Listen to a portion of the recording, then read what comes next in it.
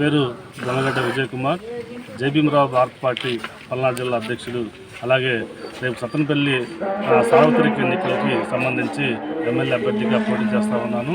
మా పార్టీ అధినేత జడా శ్రావణ్ కుమార్ గారి ఆదేశాల మేరకు ఈరోజు పల్నాడు జిల్లా సత్తెనపల్లిలో నిరుపేదలు రేపు క్రిస్మస్ పండుగ సందర్భంగా నిరుపేదల ఇంట్లో కూడా పండగ జరుపుకోవాలనే ఉద్దేశంతో మా పార్టీ ఆధ్వర్యంలో వాళ్ళకి నిత్యావసర సరుకులు అలాగే నూతన వస్త్రాలు అందజేయడం జరుగుతూ ఉంది.